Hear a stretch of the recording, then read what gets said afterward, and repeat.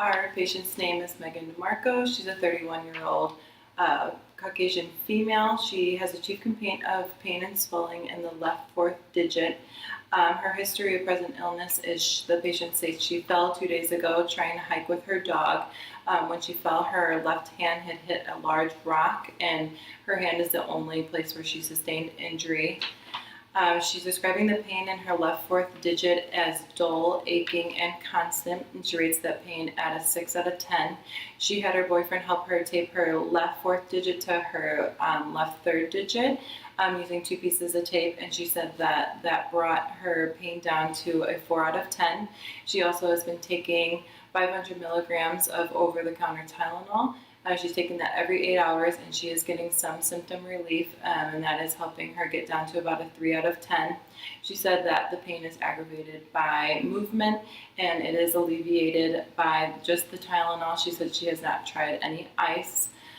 And then she says she has never fallen before, and she's never injured that finger. She has no current or past medical history. The only medication she is taking is the over-the-counter Tylenol. She says she has no allergies. For family history, there is no familial fractures or history of falls. She is a heterosexual female. She states that she lives with her boyfriend and that her boyfriend would agree to help her with any care while she has this injury. The patient reports that she has redness and swelling on that left fourth digit.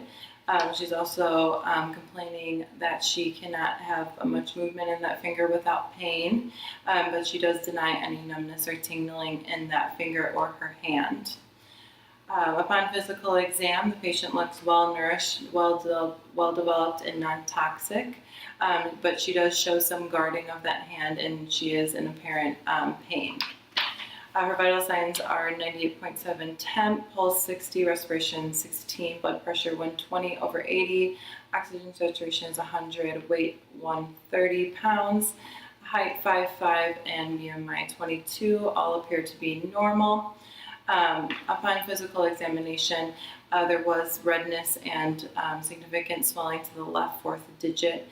Upon trying to do range of motion on that finger, it appeared to be limited range of motion due to pain, not necessarily a finger deformity.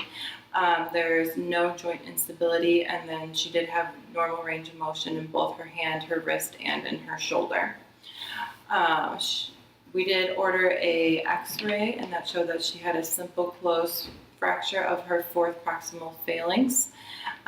Differential diagnosis could have been arthritis, sprain, or dislocation of that finger, but that was ruled out by the x-ray showing the simple closed fracture.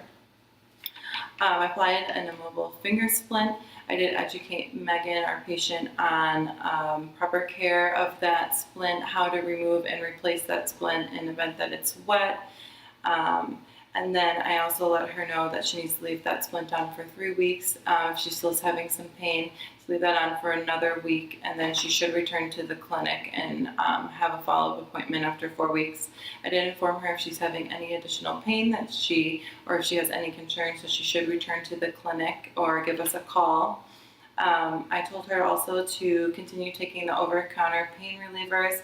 I let her know that maybe she should try to switch to ibuprofen, 600 milligrams every 8 hours to reduce the pain, but it also helped reduce the inflammation. I educated her on using ice to alleviate that pain and also to elevate that hand, which also will reduce pain and swelling. I advised her to avoid any physical activity or contact sports until her follow-up appointment in 4 weeks.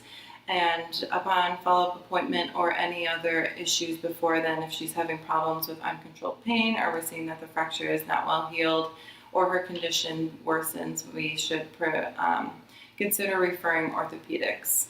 The patient said that she understands and agrees to this plan. How do you think we should proceed?